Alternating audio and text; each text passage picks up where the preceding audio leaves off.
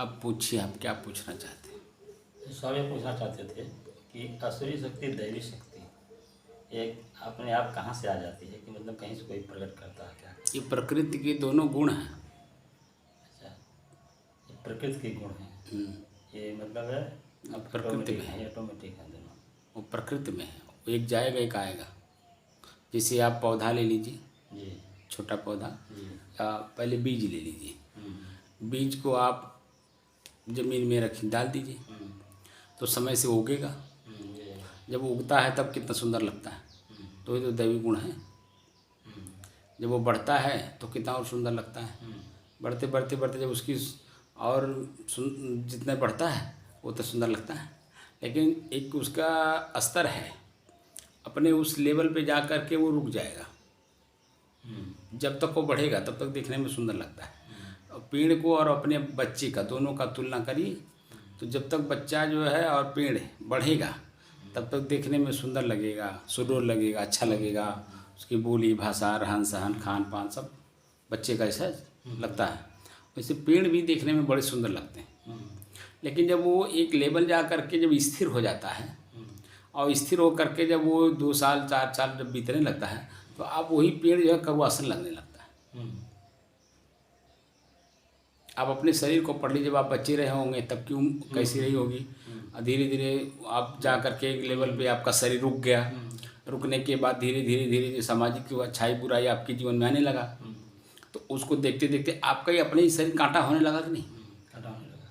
आपको अपने लिए, लेकिन आपका ही अपने शरीर या जन्म जब 40 साल के ऊपर जाने लगा, तो धीरे धीरे धीरे धीरे आपकी मांसपेशियाँ गलने लगी, झुर्रियाँ पड़ने लगा, कांस्य कम देने लगा, बाल पकने लगा आपके शरीर का। तो शरीर आपका प्रकृति है ना। तो उस पेड़ से और अपने अपने शरीर से तुलना करिए। ये शरीर जो आप और जो बूढ़े लोग हैं जो नहीं चल पा रहे हैं, देख नहीं पा रहे, जैसे वो महात्मा जी हैं, चारपाई पे पड़े हैं, तो अब वो उस भगवान को याद करते होंगे, हे भगवान हमें काहे नहीं ले चलते आ, कौन हम गलती के लिए ही हम भुला गए नहीं, हमें तमाम तरह के मन में जो कल्पना उठती है वो बोलते हैं सब। लेकिन जब वही वो बचपन में रहे होंगे, जवानी में रहे होंगे, तो कुछ नहीं समझेंगे अपना। तब अब आप बताइए, अब जब जर्जर अवस्था आपके शरीर की आ गई, आप चल नहीं पा रहे हैं, देख नहीं पा रहे हैं, सुन नहीं पा रहे हैं, बोल नहीं पा रहे हैं, खा नहीं पा रहे हैं, तमाम तरह की जो प्रक्रियाएं आपकी बाधित हो रही हैं, ये प्रकृति के नियमों में ही तो ही है।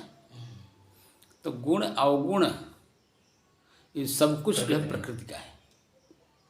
गुण प्रकृति का। गुण अवगुण सबके उड़ रही, कैसे है रामायण की चौपाई।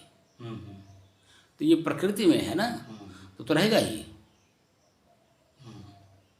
लेकिन आपके अंदर में जो चेतन है, जो पुरुष है, उसमें प्रकृति का कुछ है ही नहीं।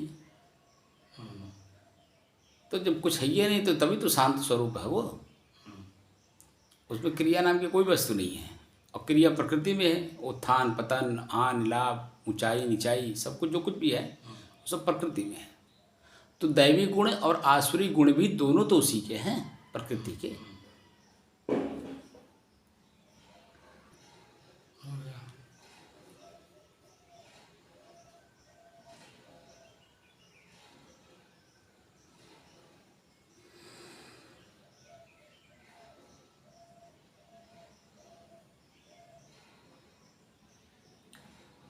साधना का आज 277 दिन,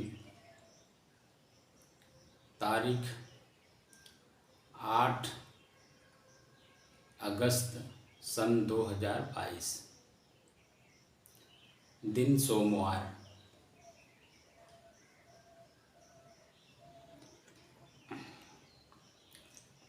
वर्तमान समय में अध्यात्म का बिगड़ा हुआ स्वरूप दिखाई दे रहा है, क्योंकि हमारे जो संत महात्मा ऋषि मुनि जब एक दुख नाम की वस्तु पे खोज प्रारंभ किए, तो तरह तरह के दुख सामने आए। तो दुख को बदलने के लिए सुख का अनुभव किया कि जब दुख चला जाता है तब क्या अनुभव होता है, तब उसी को उन्होंने सुख, आनंद, प्रसन्नता शब्द दिया है।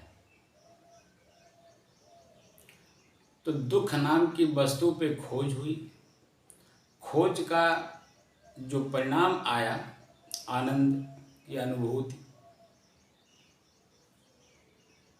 तो उसे स्थिर करने के बजाय, उसके और आगे बढ़ने के बजाय मनुष्य उसी को सब कुछ मान लिया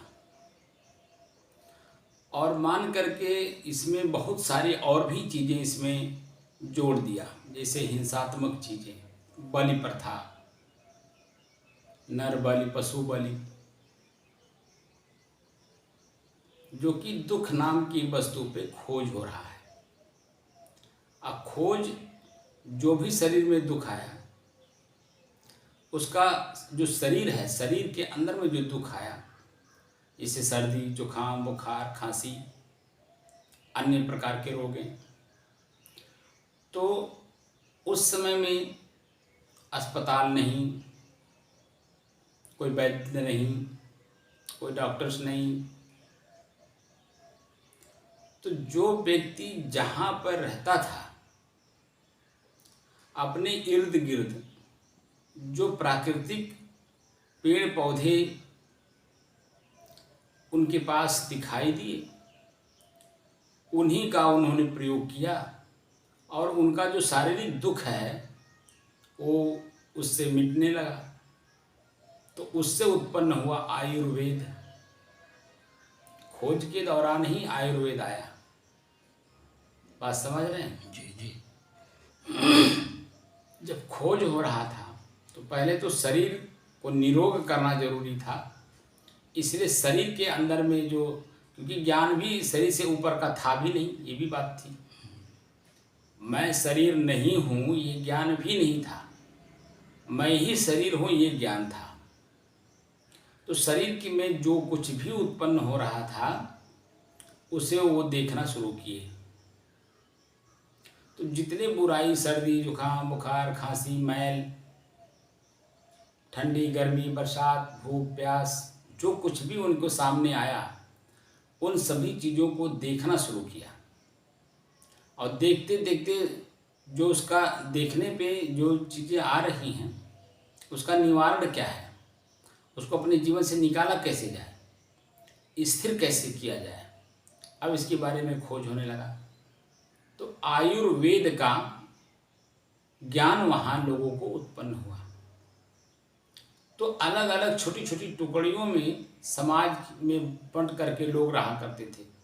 पृथ्वी बहुत बड़ी है और जितनी बड़ी है, छोटे छोटे टुकड़े में लोग अपना अपना एक समाज बना बना करके रह रहे थे। तो अब एक दूसरे का ज्ञान बांटने लगे। किसी को सर्दी, जुकाम, बुखार, खांसी हुआ तो जिस पेड़ पौधे से उनको सर्दी, जुकाम, बुखार ठीक हुआ, उस पौधे को लोग बताने लगे। मान लीजिए जैसे हमको हुआ, हमने जब किसी जड़ी बूटी का प्रयोग किया पेड़ पौधे का, और उससे हमारा सर्दी, जुकाम, बुखार, खांसी ठीक हो गया। तो अब मान लीजिए हम कहीं जा रहे हैं या अपने समाज में ही हम स्थिर हैं, तो किसी को सर्दी, जुकाम, बुखार, खांसी हुआ तो सलाह दे दिए, भैया ये पेड़ वहाँ है, उसका पत्ता ले आओ या उसका छाल ले आओ और उसको जो है ऐसे करके इसको चबा के खा लो, पानी पी लो, तुम्हारा सर्दी, जुकाम, बुखार ठीक हो जाएगा। तो अब एक दूसरे को हम लोग शेयर करने लगे, एक दूसरे को सम्मान के साथ बताने लगे।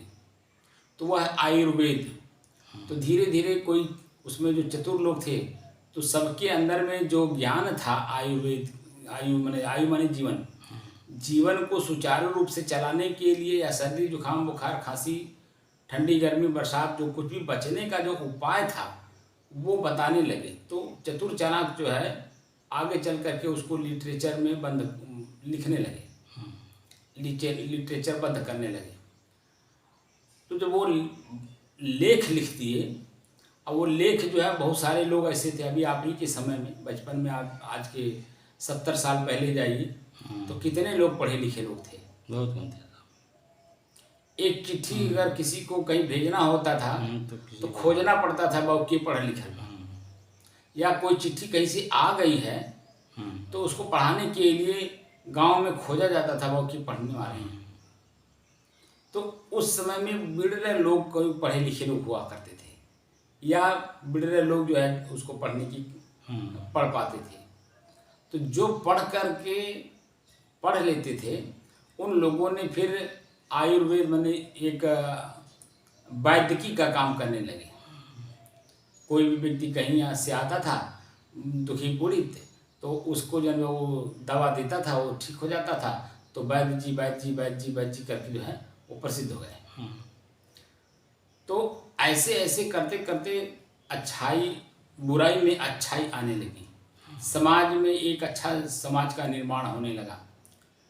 और वो समाज धीरे धीरे धीरे धीरे धीरे अध्यात्म का ऊंचाई, फिर जो उसमें खोजने वाले लोग थे, रिसर्चर लोग थे, वैज्ञानिक लोग थे, हमारे ऋषि लोग थे, वो आत्मा के पास तक पहुँचे। अयम आत्मा ब्रह्म, मैं ही ब्रह्म हूँ। अयम आत्मा ब्रह्म, मैं आत्मा स्वयं संसार, इस संसार में सबसे बड़ा हूँ। ब्रह्म माने बड़ा होता है, ठीक है। अयम आत्मा ब्रह्म, यहाँ तक ले आए लोग। प्रज्ञानम ब्रह्म, ज्ञान ही ब्रह्म है। तत्त्वमसि, तत्व ही तत्व त्वम असि ब्रह्म है। तत्व माने वह, त्वम माने त्वम माने तत्व माने तत्व, त्वम माने वह, असि माने है। वह तुम ही हो। कौन तुम ही हो? जैसे रामावतार बाबू हैं तो शरीर अलग हो सकता है, शरीर की क्रियाएं अलग हो सकती हैं, लेकिन उसमें जो क्रियाएं हो रही शरीर के अंदर, जैसे ठंडी गर्मी, बरसात, भूख प्यास, फोड़ा फुंसी, जो कुछ भी शरीर के अंदर में हो रहा है, रूप रंग अलग हो सकता है, कद काठी अलग हो सकती है, लेकिन उस शरीर के अंदर में जो क्रियाएं हो रही हैं तो आपके शरीर की और मेरे शरीर की एक ही हो रही है। हो रही कि नहीं हो रही? जी। भूख हमको भी लगता है, भूख आपको भी लगता है, ठंडी गर्मी आपको भी लगता है, हमको भी लगता है, मान अपमान आपको भी लगता है, हमको भी लगता है। तो अब ये सब चीज़ें जो है, जो आपको हो रहा है वो मुझे भी हो रहा है। अब ये ज्ञान हुआ, तत्व त्वम असि, तत्त्वमसि। जो तत्व आपके शरीर में है वही तत्व मेरे भी शरीर में है। माटी पानी आग हवा आकाश, इसका ज्ञान हुआ। ज्ञान ही ब्रह्म है। जानकारी, ज्ञान माने जानकारी, जानकारी ही ब्रह्म है। लेकिन जानकारी ही ब्रह्म है ऐसा भी नहीं, फिर तब कहा कि सोहम अस्मि, स्वह अहम अस्मि, वह मैं हूँ। कौन मैं हूँ? अयम आत्मा ब्रह्म, लास्ट में आता शब्द अहम आत्मा ब्रह्म, मैं ही बड़ा हूँ। तब अपनी चेतनता तक वो लौटा। तब अपने चेतन माने पुरुषत्व का ज्ञान हुआ।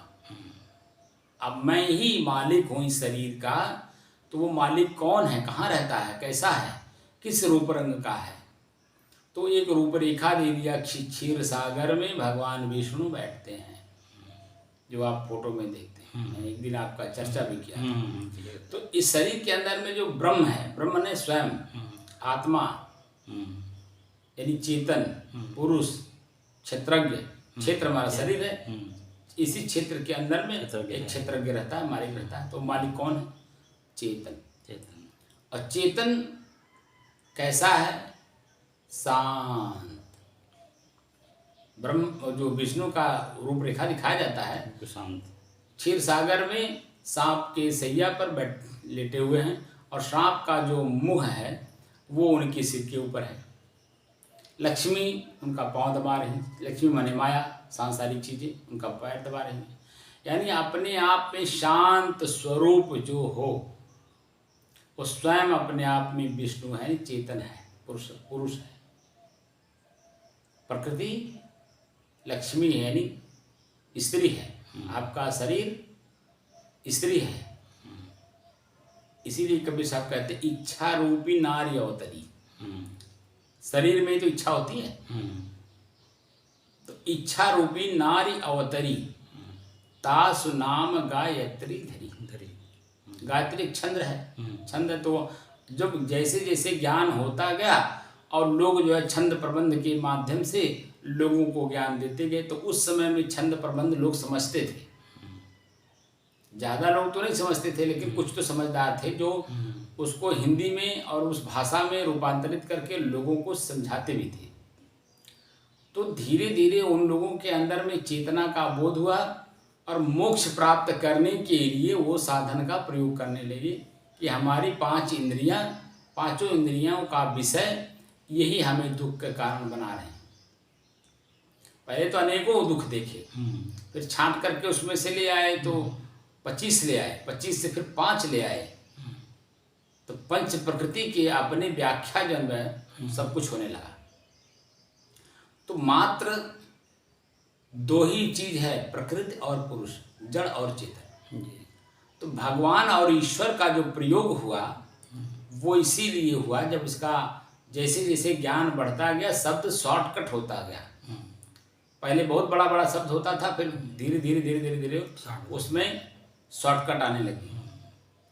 तो शॉर्टकट में जब शब्द आने लगे तो उसमें धीरे धीरे पंच प्रकृति, जड़ और चेतन, तो जड़, पंच प्रकृति और चेतन आप स्वयं, तो अपनी चेतना तक जाने के लिए प्रकृति के सभी नियमों को एकदम शांत करना पड़ता है। भूख, प्यास, मान, अपमान, निंदा, अस्तु सबको समान दृष्टि से देखते हुए और अपने तक पहुंचना है कि मैं कौन हूँ। मैं कौन हूँ? चेतन हूँ। तो चेतन अपने आप में बिल्कुल शांत स्वरूप है, उसमें कुछ भी नहीं है, ना स्वर्ग है ना नरक है, वहाँ पर कुछ भी नहीं है, एकदम शांत। और इसी शांत स्थिति तक पुनः हमें लौटना है, जिसे मोक्ष कहते हैं। तो मोह जो हमने कर रखा है पहले से, मोह माने आसक्ति अपने शरीर का, अपने शरीर से संबंधित अपने इंद्रियों का और इनके इंद्रियों के विषयों का, हमने जो आसक्ति अपने अंदर में बैठा रखी है, उसके बिना हम नहीं रह पाएंगे। और इसी को परिण जीवन से परित्याग करना है, क्योंकि सबके बिना सब कोई भी रह लेगा, कहीं भी रह लेगा। बड़े बड़े राजा महाराजा इस पृथ्वी को पलटने के लिए आए, क्या पलट पाए? कोई नहीं, अपने आप स्वयं चले गए, लेकिन पृथ्वी को पलट नहीं पाए। पृथ्वी ज्यों की त्यों ही जहाँ के तहाँ पड़ी हुई है। वो अपने इस भले इससे धूल के कण बन गए, लेकिन पृथ्वी का कुछ नहीं बिगाड़, क्योंकि प्रकृति है। प्रकृति आपके शरीर को अपने में मिला लेगी, प्रकृति पुरुष को अपने में नहीं मिला पाएगी, लेकिन प्रकृति की अपनी वस्तु को अपने में तो मिला लेगी। तो हमारा शरीर प्रकृति जो है, प्रकृति की हर वस्तु जो अपने आप में मिल जाएगी, उसी में। पानी पानी में चला जाएगा, आग आग में चला जाएगा, हवा हवा में चला जाएगा, मिट्टी मिट्टी में चली जाएगी। जो कुछ भी शरीर के अंदर में है वो सब प्रकृति का है, लेकिन मैं उसका उपभोक्ता, चेतन, स्वतः शांत स्वरूप हूँ। इस शांति का अनुभव आज वर्तमान में न कोई कर रहा है, न कोई करने की जो उसकी साधन है वो साधन का प्रयोग कर रहा है। अंदर से चाह जरूर रहा है, इच्छाएं हैं कि हम मोक्ष पा जाएं, शांत रहें, लेकिन वो बाहरी जो प्रकृति की अच्छाई, अच्छे गुण हैं, दैवी गुण जिसको बोलते हैं, उन गुणों का प्रयोग कर रहा है। तो उसमें क्रिया होगी, तो क्रिया में शांति कहाँ होगी? आप बताइए।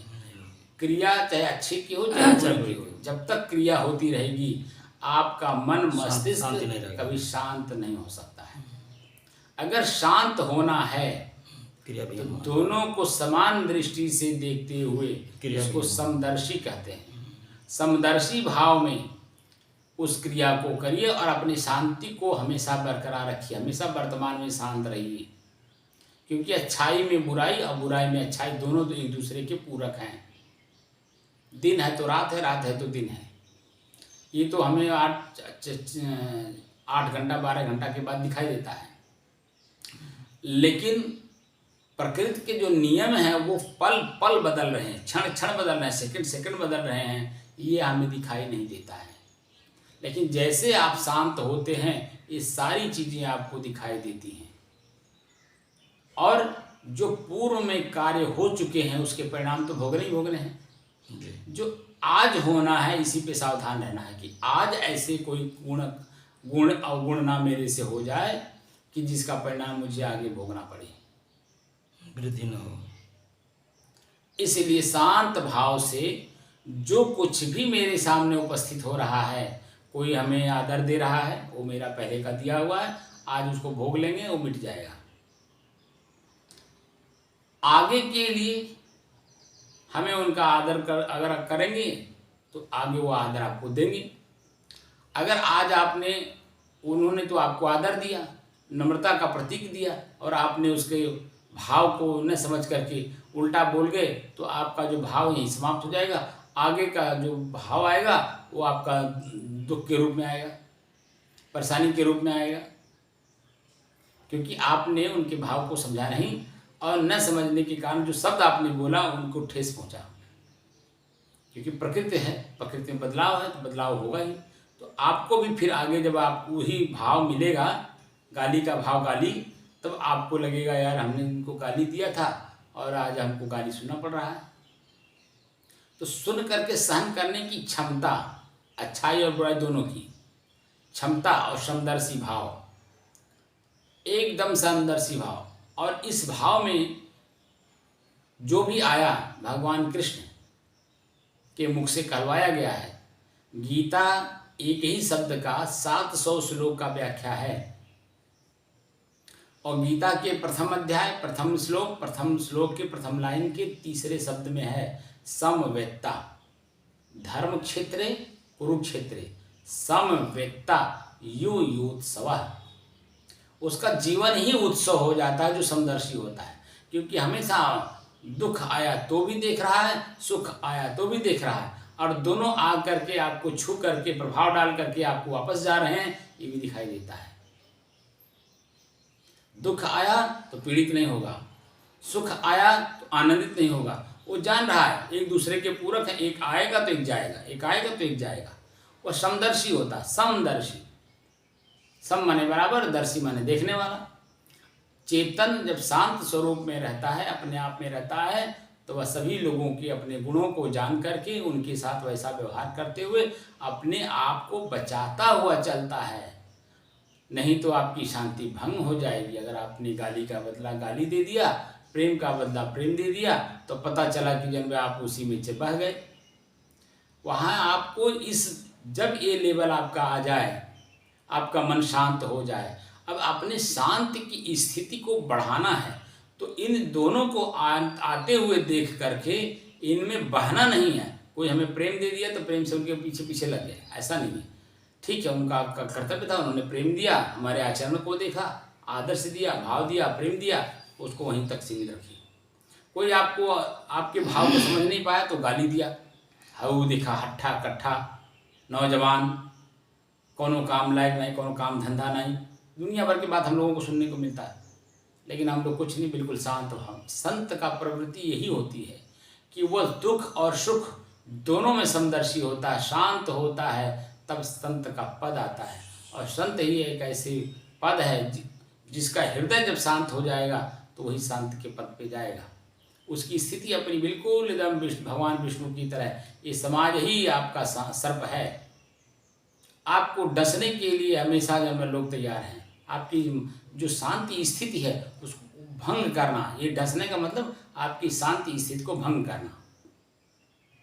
जैसे आप सामान्य रूप से हैं, आपके शरीर में कोई पीड़ा नहीं है, लेकिन कोई एक लंबा सा रस्सी की तरह चीज़ रेंगता हुआ आया, आपको डस लिया, आपने देख लिया, आपका मन चंचल हो गया, दुखी हो गया, क्योंकि वो जो काटा जहाँ पर वहाँ दर्द हो रहा है, पीड़ा हो रही है, और आपको शंका भी है कि उसे काट देने से मैं मर भी जाऊँगा। तो आपकी जो सामान्य स्थिति है, वो सामान्य स्थिति को, शांत स्थिति को असामान्य बना दिया, अशांत कर दिया।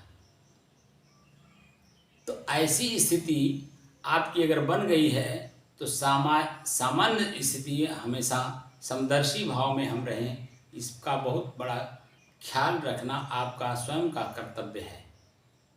अब यहाँ पर ये स्थिति अगर आपने अनुभव कर लिया है रामोतर जी, अगर आपने इस चीज़ का अनुभव कर लिया है या हमारी साधना के माध्यम से जो भी लोग इस लेवल पे आ गए हैं तो उनका कर्तव्य होता है कि वो ठमक के चलें, स्थिर होके चलें, हर चीज़ को देखकर जानकर समझकर करें कि ताकि आपकी शांति की स्थिति भंग ना हो, अशांत ना हो, आपकी शांति की स्थिति अशांत ना हो।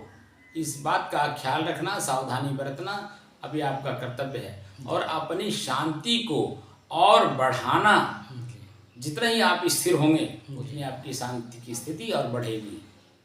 और यही आपके जीवन का आखिरी लक्ष्य है कि मेरा ये जो जीवन था, ये जीवन जो दुखी था, अब दुखी जीवन मेरा पहली बात तो सुखी हो और अशांत मन मेरा शांत हो। शरीर दुखी था तो सुखी कर लिए, लेकिन मन अशांत का अशांत ही रह गया। भले आप हमारे पास साधना कर रहे हैं मन को शांत करने के लिए, लेकिन अगर मन अशांत का अशांत ही रह गया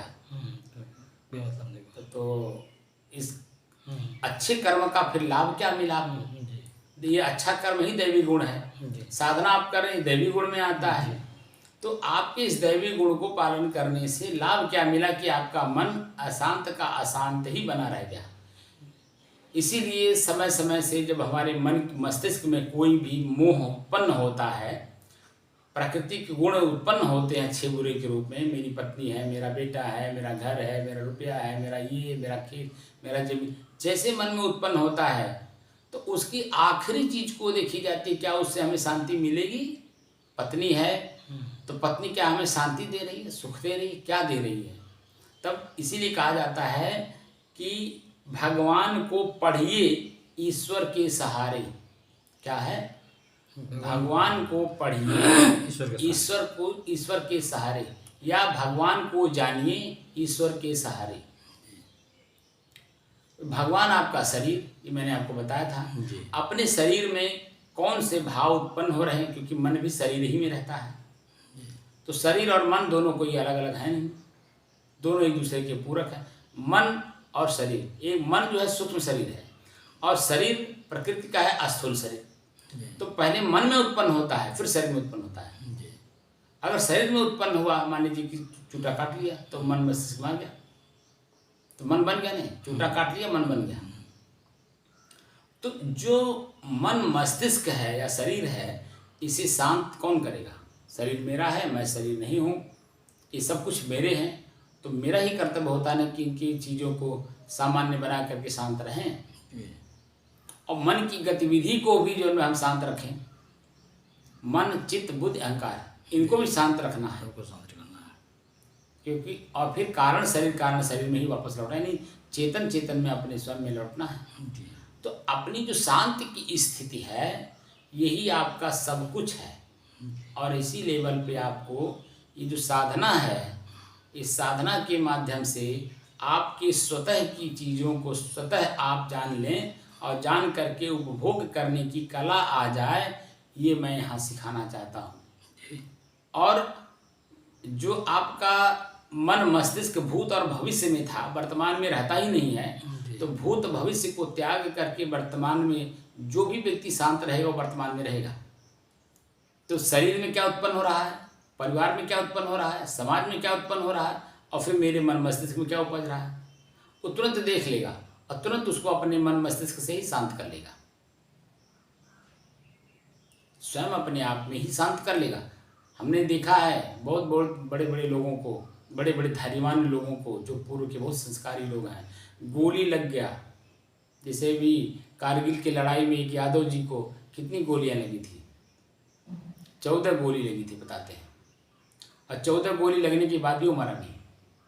बताइए, तो वह जो स्थिति है ना शांति की स्थिति, वो शांत की स्थिति उनकी बहुत मजबूत थी, और इसलिए अपने शरीर की असहनीय पीड़ा को भी सहन करने की क्षमता उनके अंदर, ये बहुत बड़ा गुण है। बात समझ रहे हैं? जी। ये स्थिति सब में नहीं आती है, बहुत जन्मों का जो अंदर की शक्ति को जगा लेता है, सहनशील होता है और अपने शांति स्थिति में बना रहता है। अब उनमें दो से एक बात की रह गई थी कि वो वासना को समझ नहीं पाए, वासना को मिटा नहीं पाए, इसलिए उनको जन्म लेना पड़ा। वो कई जन्मों के साधक थे, ऋषि थे यादव जी। लेकिन इसी पॉइंट पे कबीर साहब ने कहा कि सिद्ध हुए तो क्या हुए, 34 फूटी बास और अंदर वाके बीज है फिर जामन की आस। जो वासना उनकी रह गई थी, शरीरासक्ति जो रह गई थी, वह उनको फिर पुनः शरीर में ले आके पटक दिया। अगर वही वासना का बीज भून दिए होते, त्याग कर दिए होते, उसकी अच्छाई में बुराई देख लिए होते, समदर्शी हो गए होते, तो उनको जन्म लेना नहीं पड़ता, एकदम मोक्ष की स्थिति रहती। लेकिन भूल बस या अपने अहंकार बस अपनी शक्तियों को तो सब कुछ समझा, जो दैवी शक्तियाँ थी उनके अंदर में आई हुई थी, उसको तो उन्होंने देखा, जाना, समझा और प्रयोग किया, लेकिन उसे शांत करना नहीं जाने। वासना का बीज भूनना नहीं जाने, इसलिए उन्हें वो दैवी गुण होते हुए भी उन्हें जन्म लेना है। और जब जन्म होगा तो दैवी गुण और आसुरी गुण दोनों तो रहेंगे ही, रात और दिन रहेगा ही, सुख और दुख होगा ही, अनुभव स्वयं में। अब हम लोगों का कर्तव्य बनता है कि सब कुछ करते हुए हमें अपनी वासना बीज को भूनना है जी। और तो अब देखने की कला, दृष्टा भाव, साक्षी भाव का मैं अभ्यास करवा रहा हूँ कि जैसे जैसे अपने श्वास को आप देखते हैं तो अपने शरीर में क्या क्या हो रहा है ये भी देखते हैं जी। तो जब श्वास हो गया, शरीर हो गया, अब उसके बाद विचार पे आइए। विचार, मन में विचार जो उत्पन्न होते हैं उसे पढ़ने का प्रयास करिए। देखेंगे कि काम वासना कब उत्पन्न हो रहा है, 24 घंटे में कितनी बार उत्पन्न हुआ, क्रोध कब उत्पन्न हो रहा है, 24 घंटे में कितनी बार उत्पन्न हुआ, लोभ कब उत्पन्न हो रहा है, 24 घंटे में कितनी बार उत्पन्न हुआ। ये सब कुछ आप दृष्टा भाव, साक्षी भाव में देखेंगे, क्योंकि आप शांत भाव में हैं। जब अपनी शांति की स्थिति में रहेंगे तो आपके मन मस्तिष्क में कब कब क्या क्या उत्पन्न हो रहा है, क्या क्या जागृत हो रहा है, क्या क्या विचार आ रहे हैं, उस समय आप पढ़ेंगे। और अच्छाई में बुराई को दिखाएंगे अपने ही मन को, और बुराई में अच्छाई दिखाएंगे, ताकि आपका ही मन मस्तिष्क बैलेंस हो, समदर्शी हो और अपने आप में शांत रहने की जो कला है, जो स्वयं चेतना अपने आप में शांत है, वह स्थिति आपकी स्वयं की आ जाएगी। तो खाली बैठ करके अभ्यास करने से कुछ नहीं होगा। हमें चलते, उठते, बैठते, सोते, जागते, बोलते, हंसते, सब समय में हमारा ये चेतन जागृत रहना चाहिए कि मैं किसके साथ क्या वार्तालाप कर रहा हूँ। अब वार्तालाप करते समय हम क्या शब्द बोल रहे हैं, हमारे शब्द में शांति है, सुख है या दुख है या अशांति है। स्वयं अपनी वाणी को भी पढ़ना है, हम जो अंदर से निकाल रहे हैं। इसीलिए कबीर साहब कहते हैं कि वाणी तो अनमोल है, जो कोई बोले जान, और ये तराजू तौल की तब मुख बाहर आन। तो अंदर में तौलने की शक्ति आ जाती है, यानी दोनों की समदर्शी भाव जब आ जाता है तो दोनों चीज़ों को पढ़ने का मौका मिल जाता है। मेरे मुंह से जो शब्द निकल रहा है वो शब्द में क्या है, सामने वाले को जरूरत क्या है। अगर क्रोधित है, दुखी है, पीड़ित है, उसे सुख की जरूरत है, आनंद की जरूरत है, मन शांत होने की जरूरत है, मन शांत करने की जरूरत है। तो हम कैसे करेंगे? ऐसे शब्दों का प्रयोग करें, इतनी उसमें भाव मिला करके प्रयोग करें कि उसके अंदर में जो क्रोध है, आवेश है, आवेग है, गुस्सा है, पीड़ा है, वो एकदम शब्द को सुनते ही वो शांत हो जाए। तो जब आप शांत रहेंगे तभी तो जानेंगे जी। अगर आप शांत नहीं हैं तो कैसे करेंगे? तो अपनी शांत की स्थिति पहले खूब मजबूत करिए, जितना मजबूत कर पाइए। तो आप समझ गए ना, दैवी गुण और आसुरी गुण भी आपको परित्याग करना है, उसमें से कुछ भी साथ लेना नहीं है, तब आपकी शांति की स्थिति मजबूत होगी। ठीक, बात समझ में आ गई।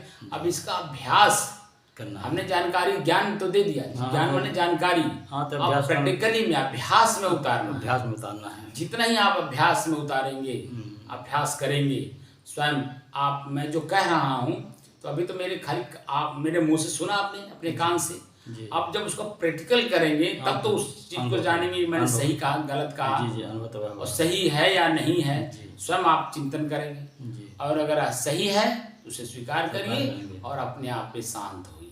जी अब यहाँ कोई मिलावट तो नहीं बोल रहा हूँ, नहीं कोई किसी की आलोचना नहीं करी, तो आपके नहीं, अपने मन की स्थिति है, स्वयं देखने की चीज़ है, कहीं बाहर जाने की कोई ज़रूरत नहीं है, दिखाई देता है। तो स्वयं अपने आप को ही पढ़ना है और अपने आप में जो अपना मन विचार अशांत बना हुआ है उसे शांत कैसे करना है, आपके अंदर में खुद ही एक जागृति आ जाएगी कि बोलने से मेरे शब्द मेरे मुंह से निकलने से सामने वाले को कष्ट हो जाता था, हम बोले ही ना। मान लीजिए हमें बोलने की कला नहीं मालूम और हमें ये बात का पता चल गया कि मेरे वाणी से मेरे बोली से किसी को कष्ट हो जाता है सामने वाले को, तो हम कोशिश करें कि बोले ही ना। अगर जब हम बोलने की जो क्षमता थी पहले उसको हम कम कर दिए, नहीं बोल रहे हैं, तो अगर मान लीजिए मेरे एक दिन में 10 लोगों को मेरे बोलने से कष्ट हो रहा है और जब हम नहीं बोलेंगे तो एक एक करके कम होगा ना। जी कम होगा। तो जब कम हो जाएगा तो किसी दिन बिल्कुल ही कोई आपको कष्ट देने वाला नहीं रहेगा, जी तो आपकी अपनी शांति की स्थिति बनी रहेगी, क्योंकि किसी को कष्ट होगा तो कष्ट जो है आपके ऊपर वापस आएगा, क्योंकि जैसे आप बोले उसकी प्रतिक्रिया आएगी। जब प्रतिक्रिया आएगी तो निश्चित है कि आप शांत होते हुए भी अशांत हो जाएंगे। इसलिए कुल मिला करके अपनी शांति की स्थिति ही मजबूत करना है और जितना अभ्यास होगा उतना ही आपके लिए अपने लिए सार्थक होगा। साहिब बंद कर दें। बात समझ में आई? बहुत सुंदर है जो